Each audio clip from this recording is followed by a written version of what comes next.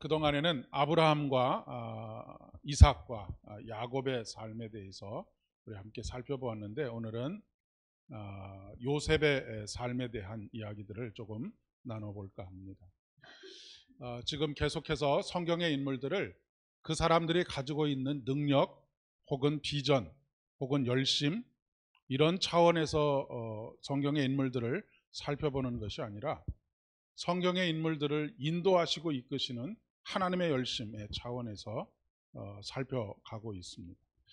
오늘 말씀에도 보니까 16절의 말씀에 보면 그가 또 그 땅에 기근이 들게 하사 그들이 의지하고 있는 양식을 다 끊으셨도다.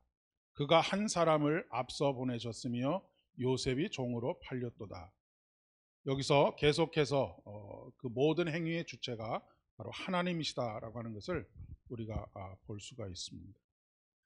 특별히 우리가 성경을 보면서 그 사람들이 가지고 있는 어떻게 보면 조금 미화된 그런 능력, 비전, 열심을 살펴보는 것은 마치 우리가 그 100m 미인이라는 말이 있지 않습니까? 멀리서 보면은 참 아름다운데 가까이서 보면 뭐 평범한 사람들과 크게 다르지 않는 그런 모습을 보여주는 것이죠. 탤런트들이 오래전 이야기입니다만은 흑백 TV에서 칼라 TV로 넘어오면서 탤런트 하는 것이 정말로 어려워졌다는 이야기를 많이 합니다. 예전에 흑백 TV일 때는 뭐 그렇게 얼굴을 많이 잘 꾸미지 않아도 그냥 원바탕이 조금 예쁘게 생겼으면 잘 나왔는데, 칼라 TV로 바뀌면서부터 그, 그 바닥이 아주 그 분장 수준으로 이렇게 화장을 하지 않으면 모든 것이 다 그냥 있는 그대로 다 드러나기 때문에 그렇습니다. 우리가 이 성경의 인물들을 그렇게 조금은 가공된, 어떻게 보면 조금 포장된, 그리고 신화되고 영웅화된 그런 모습으로 살펴보게 되고, 그것을 또 우리가 따라 살려고 하다 보면 사실은 조금 우스꽝스러운 모습으로 그렇게 변해버리기도 합니다. 가끔 뭐 그런 일들을 보게 되는데, 그 TV나 아니면 뭐 쇼 같은데 아주 날씬하고 몸매가 너무너무 아름다운 그런 그 모델들이 옷을 입고 막 그 런웨이를 걸어가지 않습니까? 그런데 똑같은 옷을 돈을 아무리 많이 주고 사도 그냥 평범한 사람들이 입으면 그 오태가 전혀 나지 않습니다. 우스꽝스러운 모습이 되고 마는 것이죠. 돈만 많이 쓰고 모습은 우스꽝스러운 모습으로 되고 마는 것과 마찬가지라고 이야기할 수가 있겠습니다. 우리나라 속담에 모도를 나무는 쳐다보지도 말아라 라고 하는 그런 속담이 있는데, 정말로 성경의 인물들을 모도를 나무처럼 그렇게 높이 올려두게 되면 우리가 그 사람들을 사실은 연구할 필요가 없습니다. 왜냐하면 연구해봐야 어차피 그런 사람이 되지 못할 것이기 때문에 그렇습니다. 그러니까 시간 낭비일 뿐인 것이죠. 우리가 사실 뭐 어떤 사람이 신앙이 좋다, 나쁘다라고 이야기하지만 사실 거의 대부분의 사람들의 신앙이라고 하는 것은 50보 100보입니다. 다 거기서 거기라고 이야기할 수가 있겠습니다. 이렇게 신앙의 인물들을 우리와 동일한 수준으로 이렇게 끌어내렸을 때 우리들이 그들이 성장해 간 것처럼 우리들의 신앙도 함께 성장해 갈 수 있는 것이죠. 우리가 특별히 이제 사복음서를 묵상할 때도 마찬가지라고 이야기할 수가 있겠습니다. 우리가 예수님에 대해서 묵상할 때에도 철저하게 예수님을 인간 예수라고 하는 차원에서 바라보아야 합니다. 그렇지 않고 그 예수님이니까라고 하는 그런 차원에서 바라보게 되면 상당한 부분에 있어서 우리가 예수님의 하신 사역들, 이 땅에서 살아가신 삶에 대해서 왜곡된 시선을 가질 수밖에 없기 때문에 그렇습니다. 여러분, 하나님의 아들로서의 그 이 땅에서 살아가신 예수 그리스도를 생각하면 그분이 능력을 베푸시고 바다를 잠잠케 하시는 그런 분으로서만 바라보게 되면 예수님은 배고프지도 않으셨을 것이고 또 슬퍼하지도 않으셨을 것이고 졸지도 않으셨을 것이고 아무리 일해도 피곤하지도 않으셨을 것이고 우리가 이렇게 상상하기 쉬운데 전혀 그렇지 않다라고 하는 것입니다. 예수님은 이 땅에 철저하게 사람으로 사셨습니다. 그분도 배고픔을 느끼기도 하셨고 그분도 화가 날 때는 화를 내기도 하셨고 슬플 때는 울기도 하셨고 그리고 피곤할 때는 꾸벅꾸벅 졸기도 하셨고 그래서 히브리서 기자는 예수님께서 이 모든 인간의 연약함을 체휼하셨다라고 그렇게 표현하고 있습니다. 그러니까 예수님께서 그런 삶을 사셨기 때문에 누구보다도 우리를 잘 이해하시는 하나님이시다라고 하는 그런 것을 우리가 잊지 말아야 한다라고 하는 것이죠. 그렇지 않고 예수님을 그저 하나님의 아들로서 능력 귀신을 내어 쫓고 바다를 잔잔케 하는 그런 분으로서만 생각하게 되면 자칫 잘못하면 가현설에 빠지게 됩니다. 가현설이라고 하는 것은 예수님께서 이 땅에 오셨다라고 하는 그 사실이 단지 환상에 불과하다라고 하는 그런 그 초기 기독교의 가장 대표적인 이단인 영지주의의 이단의 주장입니다. 그러니까 예수 그리스도의 몸은 진정한 몸일 수가 없다라고 하는 것이죠. 단지 육체를 가진 것처럼 보인다라고 하는 그런 이야기입니다. 그러니까 우리가 보통 이 가연설이 주장하는 것은 인간 예수라고 하는 이름을 가진 한 인간의 몸뚱아리에 하나님이신 예수님께서 들어오셔서 이 땅에서 33년의 공생애를 사셨다라고 주장하는 것이 바로 초대교회 이단입니다. 가장 대표적인 이단이라고 이야기할 수가 있겠습니다. 왜 이런 주장들이 나오게 됐느냐면 헬라 사상의 핵심은 무엇이냐면 물질은 악하다라고 하는 것입니다. 물질은 악한 것이기 때문에 하나님이 인간이 된다라고 하는 것은 상상할 수가 없는 일이라고 하는 것이죠. 그렇기 때문에 그 중간 어디쯤에서 가연설을 주장하게 되었던 것이죠. 그런데 이런 주장은 예수 그리스도의 성육신 되신 예수 그리스도에 대한 우리의 고백을 아주 무의미한 것으로 만들어버리고 맙니다. 그리고 만약에 이 성육신 하신 예수 그리스도가 단지 그 몸을 빌어서 왔다 가셨다라고 고백한다면 예수님이 돌아가셨다라고 하는 사실도 그냥 환상 중에 하나입니다. 그리고 예수님께서 다시 부활하셨다라고 하는 것도 그냥 환상 중에 하나가 되고 마는 것이죠. 상징이 되고 만다라고 하는 것입니다. 그렇기 때문에 우리가 예수님을 바라볼 때도 마찬가지고 성경의 모든 인물들을 바라볼 때에 신격화되거나 영웅화된 그런 것들을 내려놓아야만 한다라고 하는 것이죠. 아까 제가 말씀드린 것처럼 성경에 기록되어 있는 아브라함이나 이삭이나 야곱이나 요셉이나 모세나 그리고 이후에 사도 바울이나 모든 사람들이 다 사실은 우리들이나 거의 50보 100보의 신앙의 삶으로부터 시작이 되어서 하나님께서 전적으로 이끌어 가시는 가운데 그들이 조금씩 그들의 신앙이 성장해 갔다라고 하는 것이죠. 그런데 성경의 인물들 중에 우리가 가장 대표적으로 영웅화되어지고 어떻게 보면 신격화되기까지 된 인물이라고 한다면 요셉이 아닐까 싶습니다. 그리고 이 요셉은 너무나 극적인 해피엔딩으로 끝나고 있기 때문에 모든 사람들이 다 부러워하는 그런 모습이 아닙니까? 온갖 고난을 다 견디고 천신만고 끝에 제국의 총리 대신이 되었다. 이 당시에 총리 대신이라고 하는 것은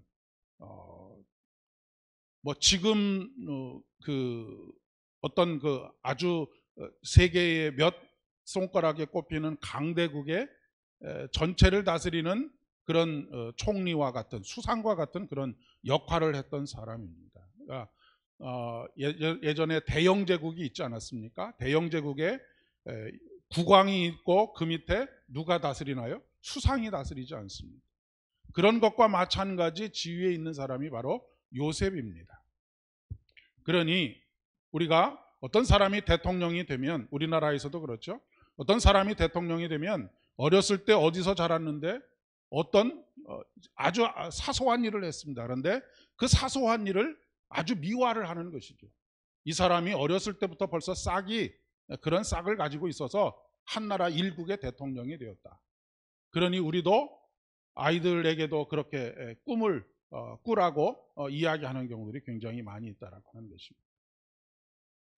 게다가 특별히 요셉의 이 꿈 이야기, 아버지와 모든 형제들이 그에게 와서 절을 하는 것과 같은 그런 꿈의 이야기는 바로 이 영웅의 이야기에 아주 기름을 붓는 것이죠.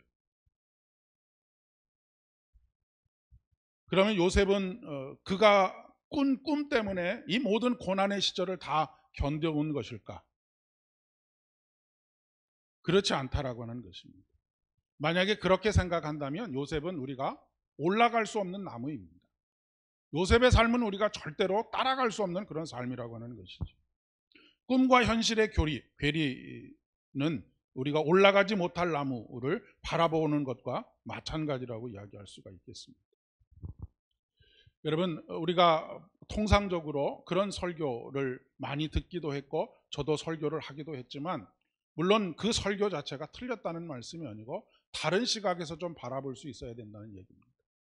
다윗이 물맷돌 5개를 가지고 골리앗 앞에 섰습니다. 그리고 그 물맷돌을 가지고 골리앗을 무너뜨렸죠. 그래서 우리들도 이 말씀을 가지고 어떻게 우리의 삶에 적용시키냐면, 우리가 가진 것은 보잘것없지만 물맷돌 5개밖에 없는 이것을 가지고 골리앗 앞에서 담대하게 여호와의 이름으로 나가서 싸워서 승리합시다. 이것도 참 큰 은혜가 되는 말씀이지만 우리의 현실은 사실 그렇지가 못합니다.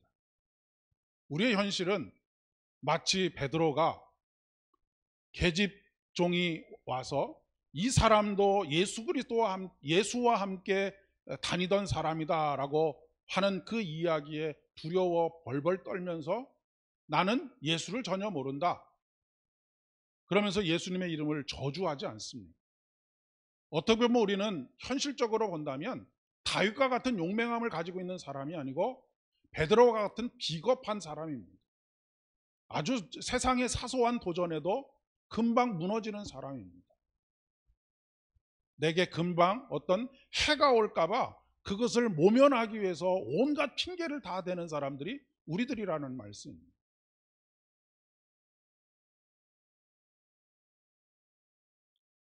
그러니 우리가 영웅의 이야기를 듣는 것과 우리의 현실 속에서 늘 우리의 마음속에 어떤 마음이 드느냐면 자괴감이 듭니다. 패배의식에 사로잡히게 됩니다.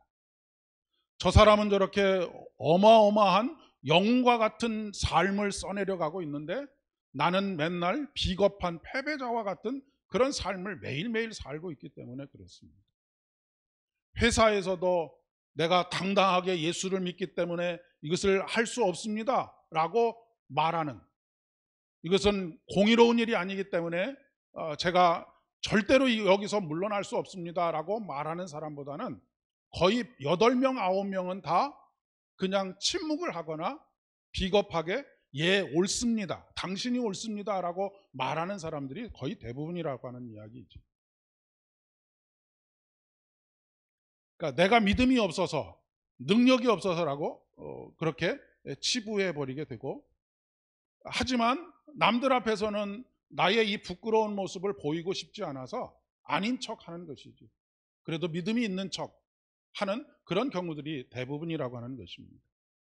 다른 사람들 앞에서 승리자로 비추지는 못해도 적어도 패배자로서 비춰지지 않기 위해서 날마다 그런 척 하는 것이라고 하는 것입니다. 현대로 오면서 점점 교회 안에서 자신의 신앙의 내면적인 이야기들을 나누는 일들이 거의 사라졌다라고 이야기할 수 있습니다. 자기 이야기를 하지 않습니다. 다 남의 이야기를 합니다.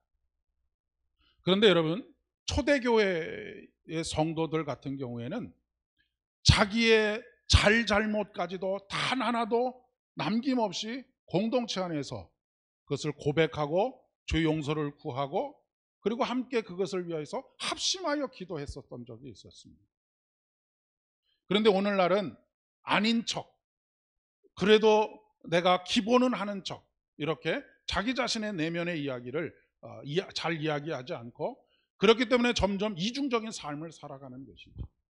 이중적인 삶을 살다 보면 이 현실과 영웅의 이야기 사이에 너무나 큰 괴리와 간극 때문에 날마다 죄의식 속에 살아가게 되어져 있고, 그것이 이게 뭐랄까요, 만연해지게 되면 나중에는 양심에 화인 맞은 사람처럼 그냥 대수롭지 않게 그렇게 삶을 살아가게 되어 있다라고 하는 것입니다. 무슨 이야기를 하고 싶은 것이냐면, 우리는 요셉이 얼마나 힘든 그 여정을 살았습니까? 그런데 그 힘든 여정 속에서 그것을 잘 극복하고, 어떻게 보면 그냥 쉽게 넘어간 것처럼 애굽의 종으로 팔려갔지만 금방 또 보디발에게 신임을 얻고, 또 우리가 그 보디발의 아내의 모함에 의해서 감옥에 갇혔지만 그 조금 오래된 세월들을 잘 견뎌내서 애굽의 총리 대신까지 되었다. 그러니까 우리가 늘 관심을 가지는 것은 뭐냐면 잘 되었다라고 하는 것입니다. 형통하게 되었다라고 하는 것에 관심을 가지는데, 우리가 성경을 읽을 때는 성경에 기록되어져 있지는 않지만 요셉의 삶이 어떻게 그 시간들을 견뎌왔을까를 같이 따라가 보는 것이 굉장히 중요하다라고 하는 그런 이야기입니다. 정작 우리가 배워야 할 삶의 이야기는 그가 극한의 고난 속에서 어떻게 그 삶을 견뎌왔느냐라고 하는 것이죠. 오늘 본문에 보면 그 발이 착고에 상하며 그 몸이 쇠사슬에 매여 있다라고 그렇게 이야기를 하고 있습니다. 여러분, 요셉이 그 착고에 차여서 산 세월이 얼마 정도나 될 거라고 생각을 하십니까? 요셉이 처음 그 애굽의 종으로 팔려갔던 때가 17살입니다. 애굽의 총리 대신이 된 때가 30살입니다. 적어도 13년의 기간이 있습니다. 물론 보디발의 신임을 얻어서 잠깐 좋은 시절들이 있었지요. 그러나 적어도 한 10년 정도는 착고에 채워져서 그렇게 감옥 생활을 했다라고 하는 것입니다. 그런데 감옥이 오늘날과 같은 그런 감옥이 아닙니다. 지하에 토굴을 파고 그 토굴 안에 그냥 방치되는 것이죠.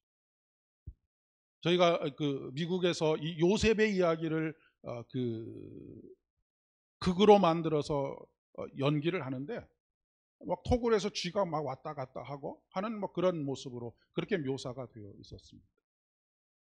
그런데 더 결정적으로 여기서 그가 오늘 말씀에 보면 그 발이 착고에 상하며 그 몸이 쇠사슬에 매여 있다라고 할 때, 이 몸이라고 하는 것이 단순히 우리의 이 육체만을 의미하는 것이 아니고 그의 혼이 지금 쇠사슬에 묶여져 있다라고 하는 것입니다. 그러니까 지금 이 요셉의 상황이 어떤 상황이냐면 단순히 육체가 감옥에 갇혀 있는 상황이 아니라 영혼이 탈탈 털린 상태입니다. 그런 상태에서 1년도 아니고 2년도 아니고 10년의 세월을 보냈다고 한번 생각을 해보십시오. 여러분, 이것이 꿈을 가졌다고 해서 견딜 수 있는 시간들이겠습니까? 내가 하나님께서 나로 하여금 이렇게 꿈을 꾸게 하셨으니까 내가 더 믿음을 가지고 이 시간을 견뎌야지라고 생각하면서 견딜 수 있는 시간이 아니라고 하는 것입니다. 오히려 요셉에게 있어서는 하나님께서 그에게 어린 시절에 꾸게 하셨던 그 꿈이 그를 더 좌절하고 절망하게 만들었을 것입니다. 왜요? 그는 분명히 꿈을 꿨는데 그의 현실은 정반대로 흘러가고 있기 때문에 그렇습니다.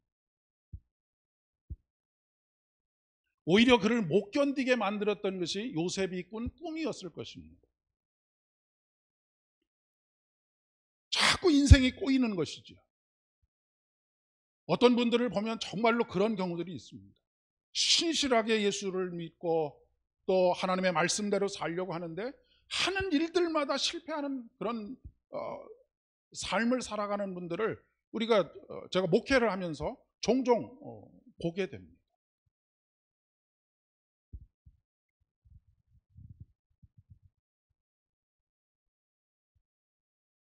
도무지 이해가 되지 않는 인생의 길에 들어서 있는 것이죠. 여러분, 거기서 그가 할 수 있는 일이 무엇이었겠습니까? 요셉이 할 수 있는 일이 무엇이었을까요? 날마다 기도하고 있었을까요? 그렇지 않았을 것이다라고 생각합니다. 물론 그랬을 가능성도 배제할 수는 없습니다. 제가 직접 목격한 것이 아니기 때문에. 하지만 우리가 일반적으로 봤을 때 이러한 때에 기도할 수 있는 사람 그렇게 많지 않습니다. 희망이 있다라고 한다면 뭐 몇 달을 견딜 수는 있겠지요. 아마도 그가 그 기간 동안에 착고에 발목을 채우고 그 몸이, 그 혼이 쇠사슬에 묶여 있는 것과 같은 그런 상황 속에서 사실 그가 할 수 있는 일은 힘들고 어려울 때마다 우리가 그런 것처럼 엉엉 울기도 하고 한숨을 쉬기도 하고 그리고 비명을 지르기도 하는 것밖에 할 수 있는 일이 없었을 것이다 라고 하는 말씀입니다. 그러니까 우리들이 이렇게 힘들고 어려울 때 엉엉 울기도 하고 비명을 지르기도 하고 한숨을 쉬기도 하는 것, 이것은 비정상이 아니라고 하는 것입니다. 얼마든지 우리에게 일어날 수 있는 일이고 또 그렇게 하는 것이 우리의 마음속에 하나님께서 시시때때로 주시는 위로를 경험할 수 있는 통로가 되기도 합니다. 그렇게 크게 잘못한 일이 없는데도 불구하고 환난을 당하는 일, 도무지 이해할 수 없는 일들이 일어나는 것. 나름 열심히 했는데 갑자기 병에 걸렸다든지 뭐 이런 때에 마음속에서 막 억울함이 막 솟아오르지 않겠습니까?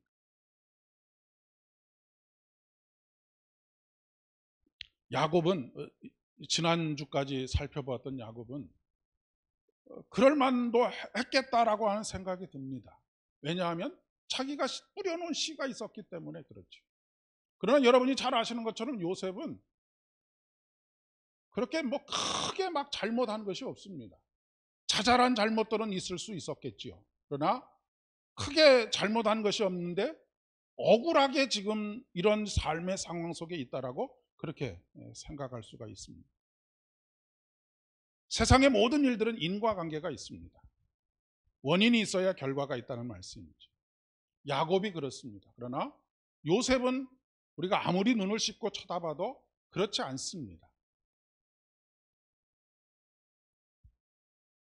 욥의 경우처럼 너무너무 억울합니다. 욥이 사단이 그 몸을 치고 그 가정을 풍지박산으로 만드는 그 사건 속에서 자기의 억울함을 호소하고 계속해서 항변하지 않습니다. 네가 죄가 있어서 이렇게 되었다라고 끊임없이 말하는 친구들 앞에서 하나님께서 결국 누구의 손을 들어주십니까? 욥의 손을 들어주십니다. 그런데 그것이 욥이 선을 행했다, 악을 행했다로 욥의 손을 들어주시는 것이 아니라 욥에게 이렇게 말씀하십니다. 내가 창조한 이 세계를 봐라. 내가 이 세상을 창조할 때 네가 거기 있었냐? 라고 묻고 계십니다. 여기에서 핵심은 무엇이냐면 창조는 원인이 없는 결과입니다. 그렇지 않습니까? 창조는 아무것도 없는 것에서 어떤 결과물이 만들어진 것입니다. 그러니까 세상의 모든 일들은, 신앙생활에 있어서도 모든 일들은 모든 것이 다 인과관계에 의해서 형성되는 일이 아니라고 하는 것입니다. 어떤 경우에는 인과관계에 의해서 결과가 나타나기도 하지만 많은 경우에 전혀 그럴 이유가 없는데도 불구하고 억울하게 그런 일들을 당할 수도 있습니다.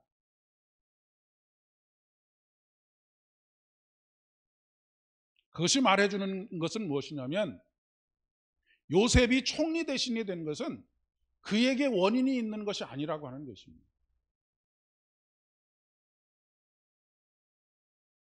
애굽의 총리 대신이 된 것은 전적으로 하나님의 선물인 것이죠.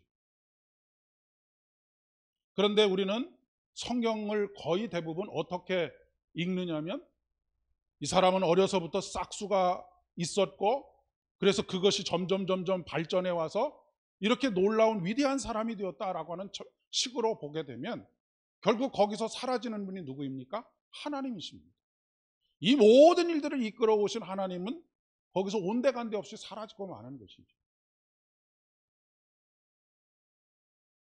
애굽의 총리 대신이 된 것은 요셉의 비전이나 요셉의 열심이나 요셉의 능력의 결과가 아니라 전적으로 하나님께 주신 원인이 없는 결과, 전적으로 하나님이 주신 선물이라고 하는 그런 관점에서 성경을 읽을 때 우리의 모든 삶이 이해가 되어진다는 거예요.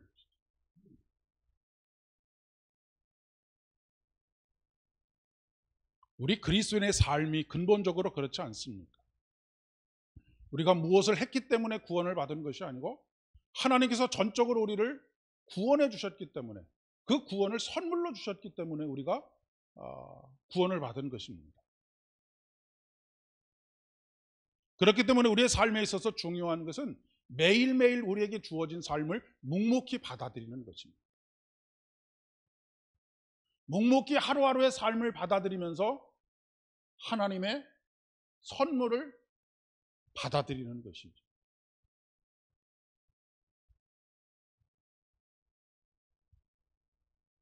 말씀이 요셉을 단련시키시는 그런 시간들입니다. 비전 때문도 아니고 꿈 때문도 아니고 그의 열심 때문도 아니고 오직 하나님을 신뢰함으로 받아들이는 것이죠. 무엇을요? 오늘의 삶을 받아들이는 것이죠. 때로는 엉엉 우는 삶이 될 수도 있고 때로는 한숨 짓는 삶이 될 수도 있고 때로는 크게 소리 지르지 않고서는 견딜 수 없는 시간들이 있을지라도 그 삶을 묵묵히 받아들이는 것입니다. 그러면 하나님께서 말씀이 오늘 말씀에 보니까 말씀이 응하는 바로 그때에 선물 같은 인생을, 선물 같은 시간들을 우리에게 허락해 주신다라고 하는 것입니다. 여러분의 열심이 부족해서가 아니라는 말씀입니다. 여러분의 능력이 부족해서가 아닙니다. 신앙생활은 우리의 열심과 능력이 아니라 하나님의 선물입니다.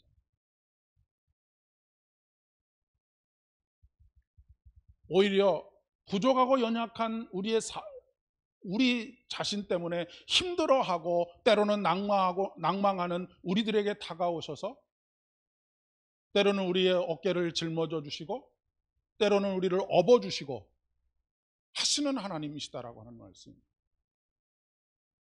너 왜 이거밖에 하지 못해? 라고 하면서 채찍질 하시는 하나님이 아니고 빨리 일어나서 더 달려가라라고 채찍질 하시는 하나님이 아니라